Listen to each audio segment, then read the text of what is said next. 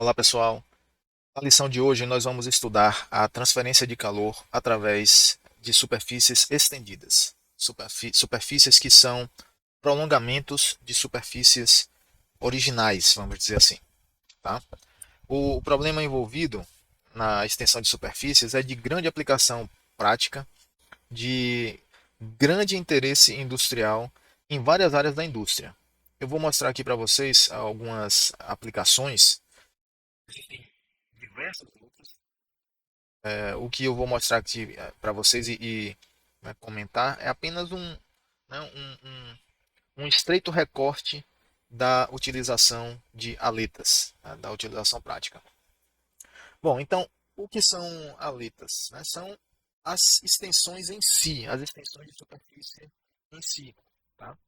Então, nós temos uma superfície e essa superfície troca calor. Tá? Ela cede calor ou recebe calor. Uma das maneiras de aumentar a taxa de transferência de calor, vamos lembrar aqui da equação de que define o coeficiente global de transferência de calor. Uma das maneiras é, mas eu poderia usar também nessa análise a lei de Newton do resfriamento. Se a gente considerar que essa superfície aletada está transferindo energia para um fluido através, né, de convecção. Então aí nós teríamos o coeficiente de convecção. Seja usando essa equação ou essa, a análise é a mesma. Veja só. Para eu aumentar essa taxa de transferência de calor, taxa aqui, eu posso atuar ou na diferença média de temperatura, geralmente ela é dada pelo processo em questão, então não pode não ser um parâmetro tão fácil de manipular. Podemos aumentar a área ou aumentar o coeficiente global de transferência de calor. O coeficiente global inclui o coeficiente de convecção, é por isso que essa análise pode ser feita usando a lei de Newton no resfriamento, né? Porque se eu aumentar o H, eu aumento o coeficiente global. Tá? Caso de várias resistências térmicas combinadas, havendo essa de convecção, eu aumento a de convecção, né, o H de convecção, o global vai aumentar também. Pois bem, pessoal. Supondo, né, que eu melhorei o máximo possível, né, o meu H, o coeficiente de convectivo, né, de transferência de calor, eu ainda posso aumentar a taxa de transferência de calor atuando na área, ou seja, elevando a área de troca térmica. Se eu dobrar a área de troca térmica, eu vou dobrar a taxa. Se eu triplicar, eu vou triplicar a taxa. É uma relação direta, ok? Portanto, considerando, né, essa possibilidade de aumento de área de troca térmica, nós podemos lançar mão da extensão de superfície, que é partir de uma superfície original e implantar nova superfície sobre ela, instalar nova superfície sobre ela, de maneira que esse A da equação de taxa seja maior, né, seja multiplicado. Existem diversas aplicações, é uma tecnologia, vamos dizer assim, muito útil em termos práticos. Tá? Então, na eletrônica aqui, todo computador, pessoal, tem uma grande placa, né? Um grande circuito, vamos dizer assim. Para a instalação do chip, né? Do chip de processamento. Nesse caso aqui, a unidade central fica instalada nesse slot. Tá? Então, o chip fica aqui, ó, e sobre o chip é colocado um sistema de resfriamento, que é esse aqui. Esse sistema de resfriamento. Veja a importância desse sistema de resfriamento. Se não for instalado isso aqui, para vocês terem ideia, quando o computador é ligado, se não for instalado, ele vai começar o chip, a unidade central de processamento, né, que o pessoal chama, né, de CPU. A CPU vai começar a superaquecer, o computador começa a travar, você não sabe o que está acontecendo ali, pode pensar até que é problema de software, mas se a unidade de resfriamento falhar, se ela parar de, digamos, queimou esse ventiladorzinho aqui, que é chamado de cooler, o chip, né, a CPU vai começar a aquecer, eventualmente vai apresentar travamento, você está lá usando uma planilha, um editor de texto, vai travar, talvez o computador congele, e numa situação que é muito provável de acontecer, essa CPU vai queimar. Tá? Ela aquece tanto que ela vai literalmente carbonizar, ela vai queimar. Pode não chegar a pegar fogo, mas ela vai ficar inutilizada para processamento. Tá? Ela vai queimar mesmo. E prestem atenção aqui nesse sistema de resfriamento. Olha só, nós temos uma base, essa base aqui é de alumínio, tá vendo? Ó? Esse dispositivo aqui. Aqui nós temos um dissipador de calor.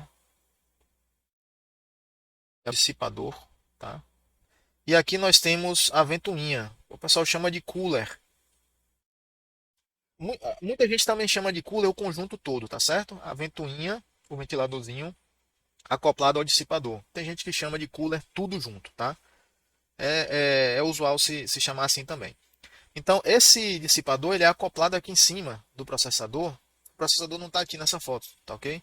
Não está encaixado aqui, mas ele é encaixado aqui e esse dissipador de alumínio é encaixado sobre a CPU. Já mostrei para vocês em lições anteriores que é necessário colocar um fluido térmico, né, uma pastazinha para reduzir a resistência de contato. Sem essa pasta, a CPU também pode queimar. E aí o que é que acontece? Aqui no dissipador, vocês veem que tem uma base de alumínio, olha aqui, ó. Essa aqui é a superfície original, é como se fosse uma chapa, é uma chapa de alumínio. E sobre essa chapa de alumínio, existem várias lâminazinhas aqui, tá vendo? Ó? Várias lâminazinhas. Essas lâminas são aletas. Aletas instaladas sobre essa superfície base. Vamos dizer que a superfície base seja essa aqui, tá? Se as aletas não existissem, a troca de calor seria apenas pela área aqui, ó, da superfície base. Vamos dizer a área desse retângulo aqui, ó. Seria uma área calculada facilmente, base vezes altura. Com a colocação das aletas, a área lateral das aletas vai participar da transferência de calor. E isso é um grande aumento de área. Tá? Uma vez que o metal, alumínio nesse caso, tem uma condutividade térmica muito boa, a transferência da energia, né, da superfície base para aqui as lâminas das aletas é muito eficiente. E aí o calor deixa o dissipador através da área das próprias aletas. Então, a colocação dessas aletas aqui, pessoal, aumenta a área de troca térmica dezenas de vezes. Tá? É só fazer o cálculo aqui, mas em geral o ganho de área é muito grande. Certo? Pois bem, essa é uma aplicação, mas não para por aí não. Tem muito mais. Olha aqui, ó. Essa pecinha que vocês estão vendo aqui é um transistor de potência. É o tipo de componente eletrônico que hoje está em diversos equipamentos, inclusive equipamentos domésticos. Né? Todo equipamento que tem controle de velocidade, por exemplo, liquidificador, batedeira, furadeira, o controle de velocidade hoje em dia é feito através de um transistor de potência, na maioria das vezes. Há outras formas de controlar a velocidade de motores, mas muitas vezes é feita por um transistor de potência. Essas caixas de som potentes que hoje são portáteis, né? Tem transistores de potência para fazer a amplificação do som. Tá? E esses componentezinhos, pessoal, liberam tanto calor por efeito Joule, porque a corrente interna neles, a corrente elétrica interna é tão alta, a dissipação de energia é tão grande, que se não for removido esse calor do transistor, ele vai queimar. Ele vai queimar e vai parar de funcionar. Tá certo? A temperatura aumenta tanto que ele queima. É por isso que nesse tipo de transistor, vocês veem, ó, tem aqui ele é afixado numa base de alumínio com aletas. Olha as aletas aqui, estão vendo? Olha só as aletas. Tá? E aí, a energia sai do transistor, vem aqui,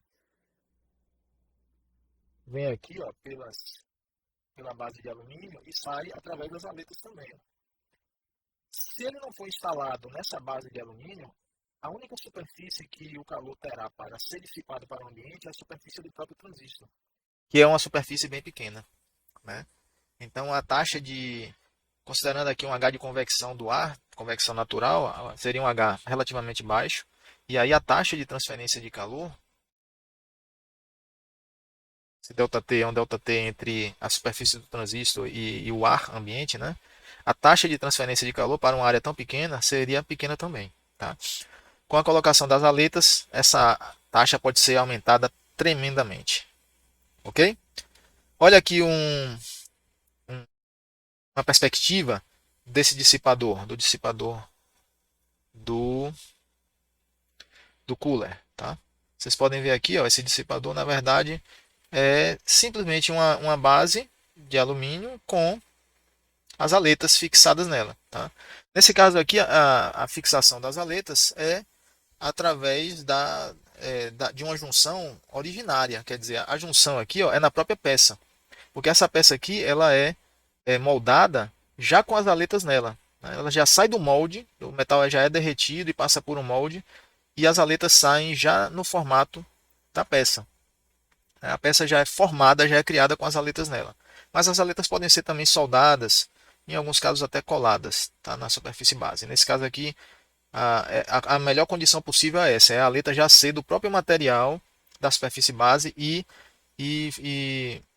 a junção já ser uma junção, vamos dizer, vamos chamar de originária, quer dizer, ela já é feita na construção, na formação da peça, né? Dessa peça. A peça é o dissipador inteiro, aqui nesse caso, tá? Mas tem mais, olha aqui um carro, o motor de um carro, vocês estão vendo aqui o motor de um carro, ó. Os carros modernos, todos têm na frente um radiador. É esse radiador que é o responsável pela remoção do calor que é produzido no motor, né? A eficiência de um motor de combustão, por incrível que pareça, por mais tecnológicos, né, que sejam os carros, beira ali os 20%. 20% da energia do combustível a grosso modo, tá, pessoal? Aproximadamente. 20% da energia do combustível é transformada em energia mecânica que movimenta o carro. O resto todo é perdido em atrito, através de atrito nas engrenagens, atrito nas rodas, atrito nos pneus, nos eixos, enfim. E também na forma de calor, né? Calor que é perdido mesmo pela explosão, né, do combustível, né, no cilindro, e apenas uma parte da energia liberada nessa explosão é convertida em trabalho, o resto se perde como calor mesmo, tá? E aí o radiador, ele é responsável pelo resfriamento do motor. Sem esse componente, o motor iria sobreaquecer tanto que rapidamente é, apresentaria alguma falha.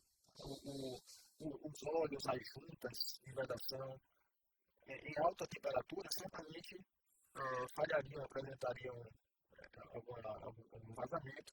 O óleo lubrificante degrada muito mais rápido em temperaturas mais elevadas. Então, é extremamente eficiente.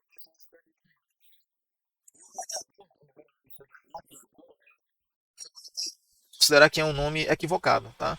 Porque a troca de energia do, do radiador para o ar, né, o calor que sai do radiador para o ar, é muito mais por convecção do que por radiação, certo?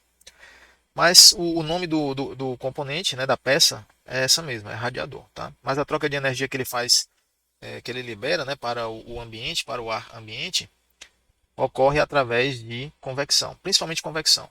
O ar penetra aqui, ó, por essa grade aletada. Isso que vocês estão vendo aqui, pessoal, são aletas, tá? Ó, essas chapinhas aqui, se você olhar de perto, são as aletas, né? E o ar passa por entre essas aletas e resfria o metal das aletas, por consequência, resfria a água do radiador. E essa água do radiador resfriada vai para o motor, circula, aquece e volta de novo para o radiador. Quando ela volta de novo para o radiador, ela é resfriada novamente e o ciclo se completa. É bem interessante. Atrás do radiador tem essa ventoinha aqui, tá? É um ventiladorzinho. Por isso que vocês ouvem de vez em quando ela ligada, aquele barulho, né? E aí de vez em quando desliga. Quando o ar-condicionado está ligado, ela fica ligada continuamente. Mas aqui atrás tem um ventilador. Na verdade, esse ventilador ele funciona mais como exaustor, porque ele traz o ar do radiador, ele puxa para cá, ó. Ele puxa para cá. E o carro se movendo para frente, ó, o vento vem por aqui, ó.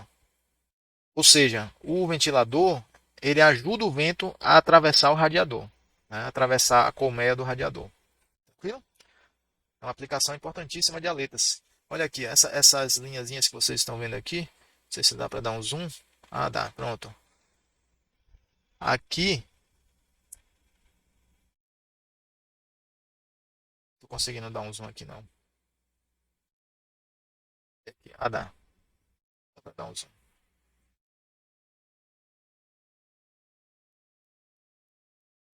E aqui, só um segundo que vai dar certo. Aqui, ó. Estão vendo? Essas linhazinhas aqui, ó, são aletas. Tá? São as aletas do radiador. E aqui dentro tem uma serpentina de tubos, né? O tubo vai e volta, tem vários tubos aqui por dentro, tá? E os tubos são aletados. Tranquilo?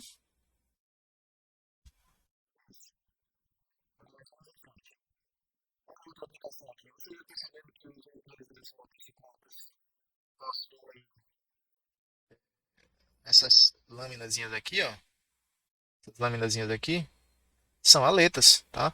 Uma moto como essa, que tem, nesse caso aqui, apenas um cilindro, ó, o cilindro está aqui por dentro, ó. E aí o pistão está aqui por dentro. E ocorre a explosão. Vou desenhar melhor. Aqui nós temos a vela. Essa vela que faz a ignição. O cilindro está por aqui, ó. Melhor dizendo, tá? E aqui tem um pistão que sobe e desce aqui e movimenta a transmissão, né, da moto, tá? Portanto, muito calor é liberado aqui em decorrência da explosão no cilindro. E esse calor precisa ser dissipado para o ambiente, né, a fim de conservar melhor as peças do motor. Portanto, essas aletas fazem esse serviço, né, esse trabalho aí de dissipação da energia. Tá? Aqui nós temos um outro modelo de motocicleta que também tem o sistema de resfriamento através de aletas. Mas não para por aí não, temos também os transformadores. Se vocês olharem aí para os postes de iluminação pública, vários postes possuem esse tipo de equipamento, né, que são transformadores. O pessoal chama de transformadores de potência ou trafo. O pessoal da elétrica chama de trafo. E aqui dentro da caixa, isso que nós vemos por fora é somente a caixa, tá, pessoal? Aqui dentro é cheio de fio, cheio de bobinas.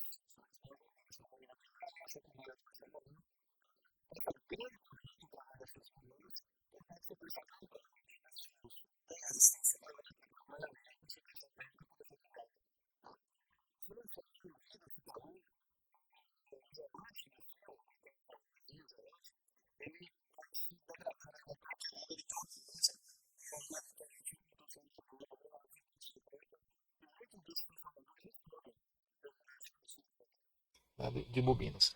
Para efetuar esse resfriamento, o transformador é a bobina é envolvida por um líquido interno, tá?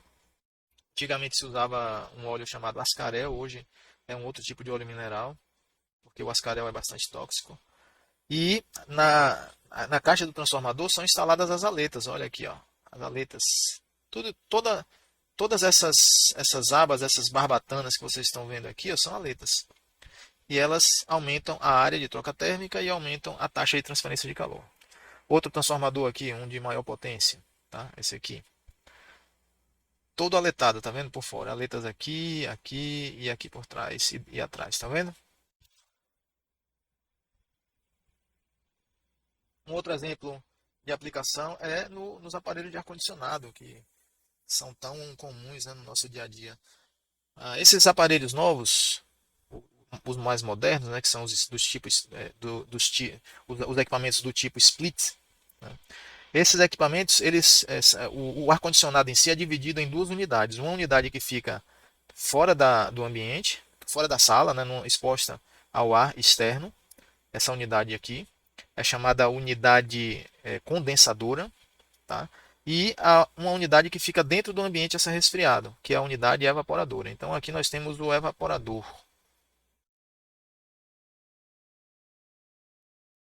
Ok? É o evaporador.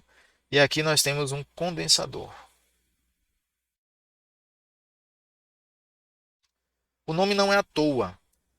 No evaporador, o fluido de refrigeração ele evapora. Por isso que o nome é evaporador. Tá? Ele evapora aqui dentro desses tubinhos. E aí, ao evaporar, ele absorve energia. Ele absorve a energia do ambiente, da sala, do seu quarto, enfim, do ambiente que está sendo resfriado. Para absorver, né, para retirar melhor esse calor do ambiente que está sendo resfriado, ele é todo cheio de aletas, tá vendo? Os tubos da serpentina, vocês estão vendo aqui os tubinhos, eles são, eles possuem aletas transversais, ó. Aqui nós temos várias chapinhas que são as aletas, né? O mesmo para o condensador. Ele é todo aletado aqui. Se você olhar de perto, você vai ver que são várias lâminas bem fininhas de alumínio. Em geral é alumínio. Industrialmente, existem trocadores de calor, né, especiais. Não são, embora sejam usados em algumas indústrias aqui no Brasil, devido à disponibilidade maior de água, o modo de resfriamento industrial mais usado no Brasil é através né, se baseia em torres de resfriamento. Tá? Mas há locais em que a água é bastante escassa, por exemplo, em deserto, lá na Arábia, em Dubai. As indústrias lá recorrem bastante a resfriadores a ar, né, que são os air coolers. Tá? Onde não tem água disponível ou a água é cara, é bem viável a utilização desses tipos de trocadores de calor. E o que eles são? Nada mais do que um grande radiador de carro. Né? É um grande radiador de carro. Aqui dentro dessa caixa existe uma tubulação, a serpentina. Tá? Toda essa tubulação é aletada. Vocês podem ver aqui ó, o núcleo de um air cooler nessa outra figura que eu botei aqui, ó, tá vendo? Aqui é o núcleo, tem um monte de tubo por dentro e os tubos são aletados. Tá? Se der um zoom aqui, ó, se você olhar de perto esse tubo, são tubos aletados, todos eles são aletados. Tá?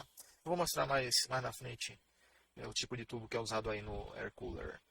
E existem ventiladores que vão ajudar o fluxo de ar que vai resfriar o, o fluido, né? Porque pode ser um líquido ou gás dentro desses tubos aqui, tá? Dentro dessa infinidade de tubos. Tranquilo? Aqui no caso, vou corrigir aqui para não induzir vocês ao erro. Tá? Quando os ventiladores, né, estão para cima, eles funcionam como exaustores, na verdade. Tá certo? Ó, o fluxo de ar é nessa direção aqui. Ele puxa o ar, né? É chamado de fluxo induzido. Tá? Quando os ventiladores são embaixo, pronto, tem aqui um com o ventilador embaixo, tá vendo? O ventilador está aqui e a serpentina aletada está aqui em cima. Nesse caso aqui, o ventilador sopra, o ventilador sopra o ar para aqui para cima. É o chamado fluxo forçado.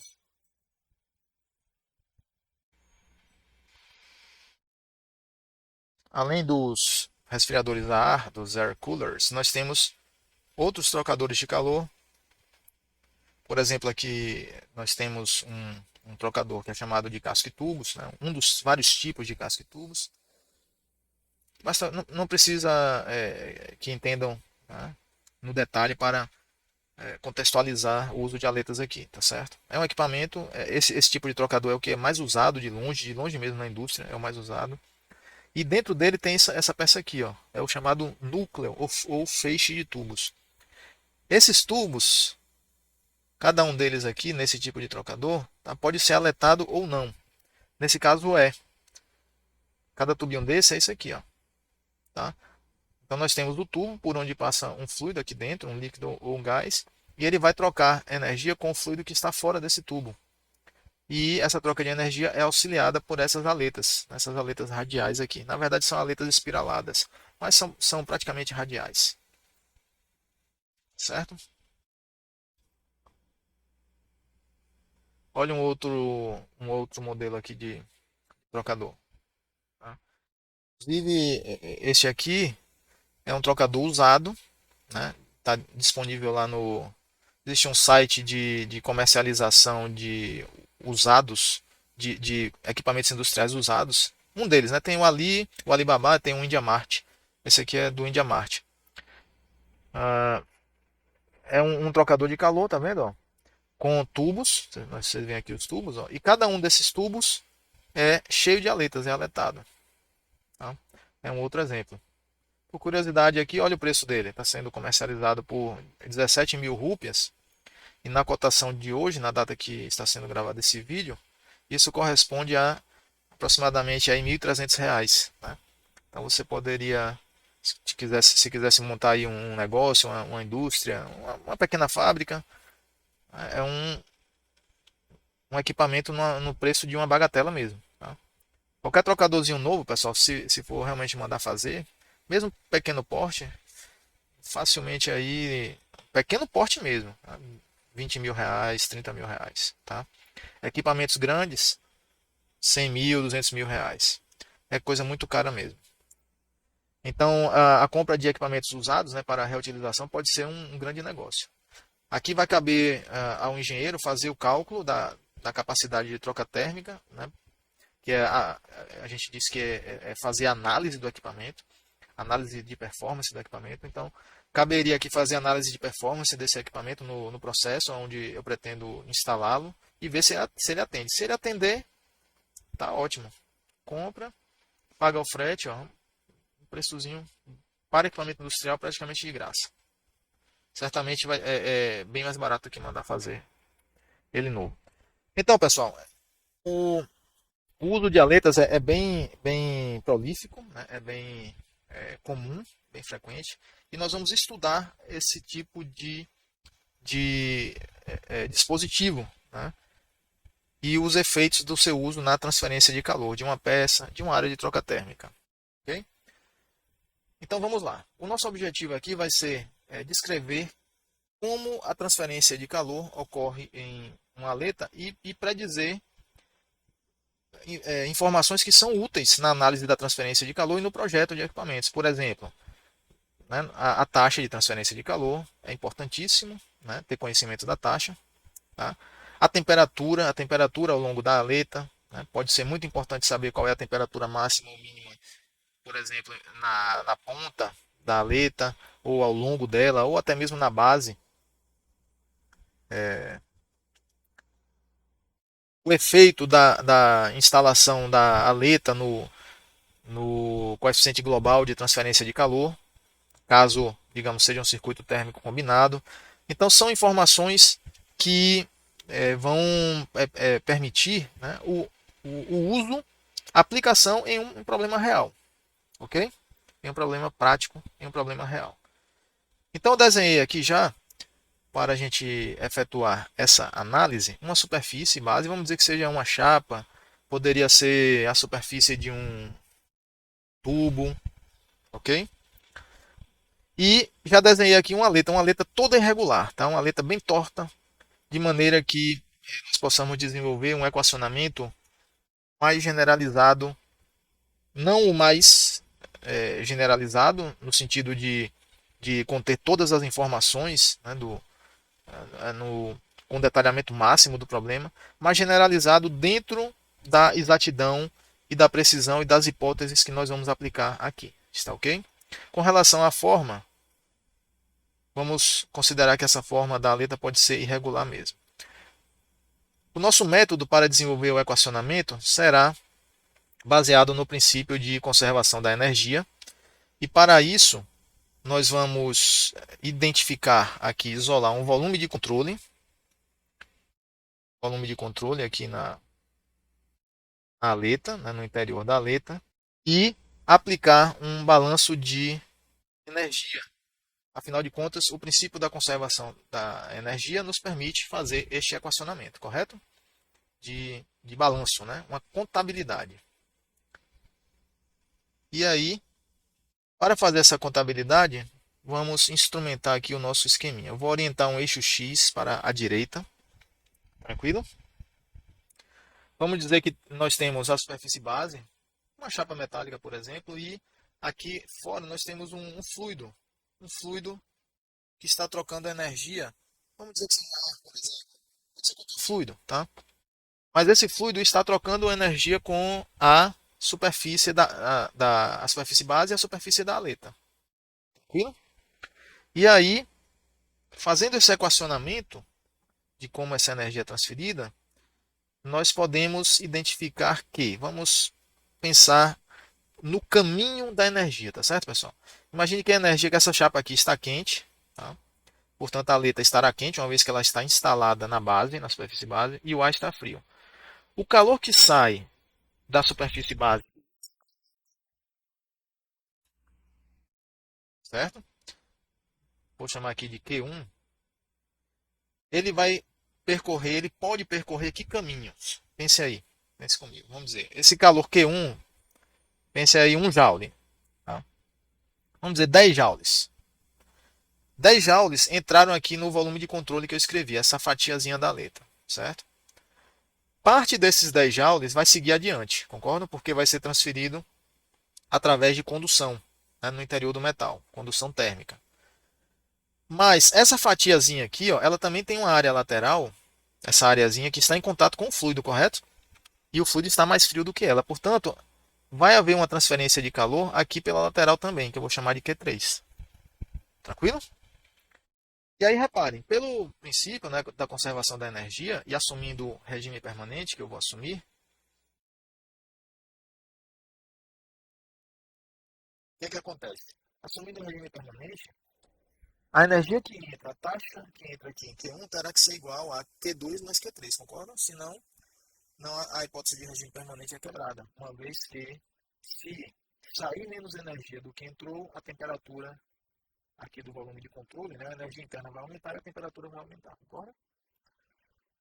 Então, essa é a nossa vai ser a nossa premissa para a análise, né? Além disso,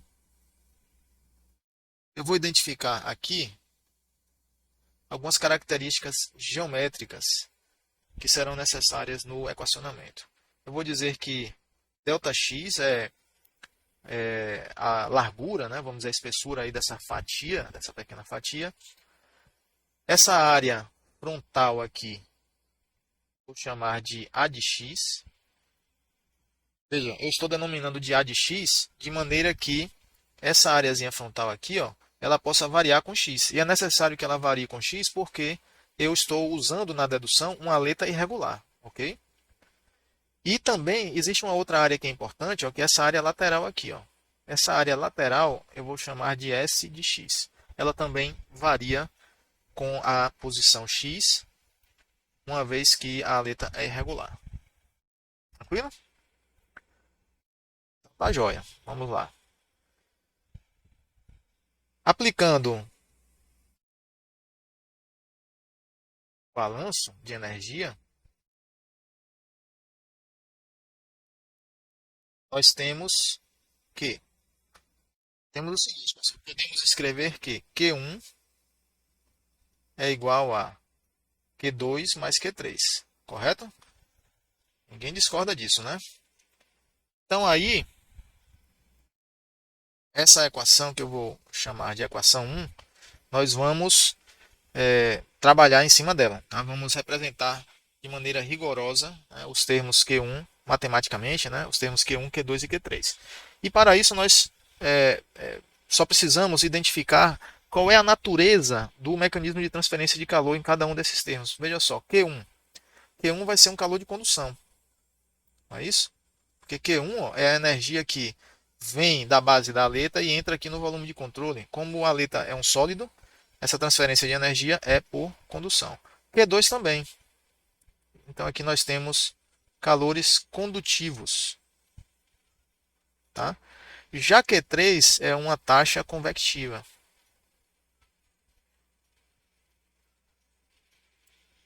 Tranquilo? Q3 é uma taxa convectiva, uma vez que ela representa a transferência de energia da lateral do volume de controle ou da lateral da aleta para o ar. Tudo bem? Aplicando as leis correspondentes, né, a cada um dos termos condutivos, pessoal. Qual é a lei que governa a transferência de condução? Lei de Fourier, correto? E qual é a lei que descreve a transferência de calor por convecção? Lei de Newton. Então, nós vamos utilizar as respectivas leis para avaliar esses termos. Avaliando os termos em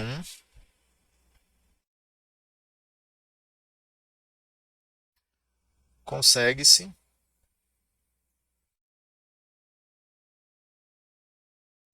que Ka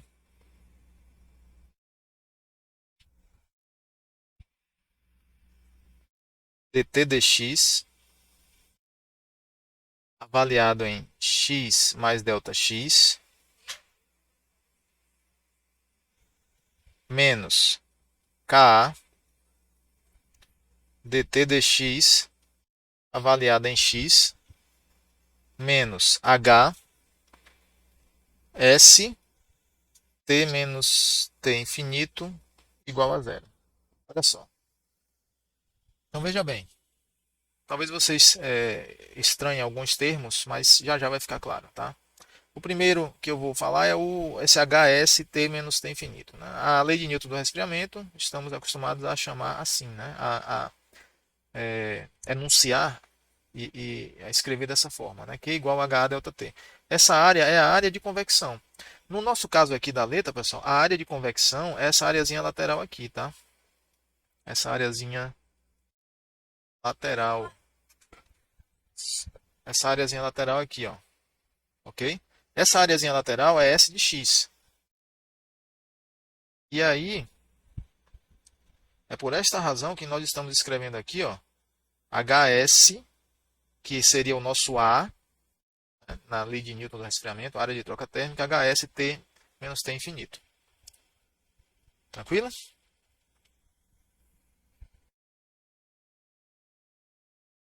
Também vocês podem estar estranhando um pouco os sinais nesta equação que eu acabei de escrever, tá? Equação que será a nossa equação 2. Mas também não tem nada demais, veja só. A equação 1 não diz, né, devido ao balanço, à contabilidade do calor, da energia, que Q1 é igual a Q2 mais Q3. Então, quem é Q1? Q1 é a energia que está entrando em X, certo? X está aqui, ó. Veja só. Aqui nós temos essa posição aqui é X. E essa posição aqui é X mais delta X. Tranquilo? Então, a energia que está entrando em X por condução é menos Ka dt dx. Tá? Que é o que nós temos aqui. Essa é a dt dx. E a energia que está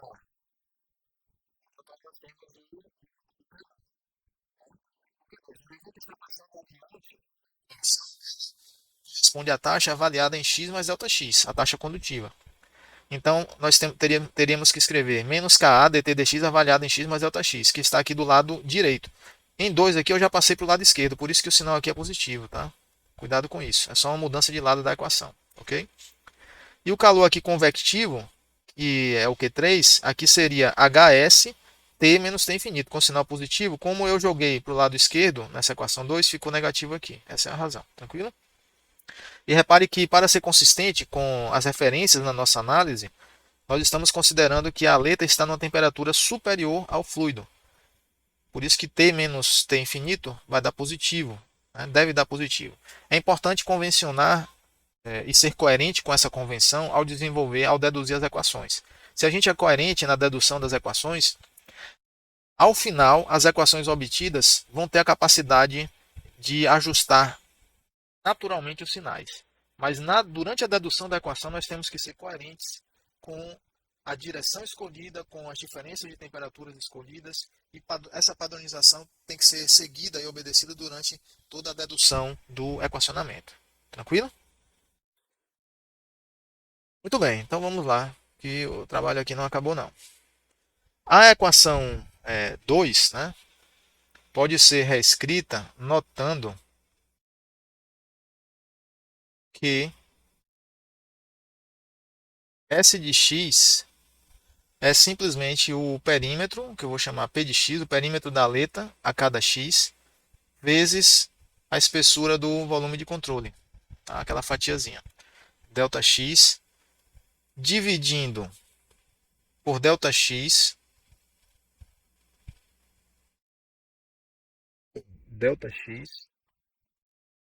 obtemos. Então, fazendo isso na equação 2, nós vamos conseguir que Ka dt dx avaliado em x mais delta x